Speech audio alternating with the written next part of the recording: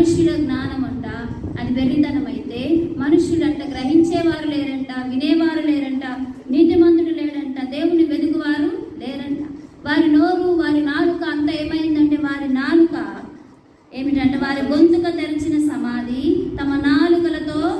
మోసము చేయుదురు, వారి పెదవుల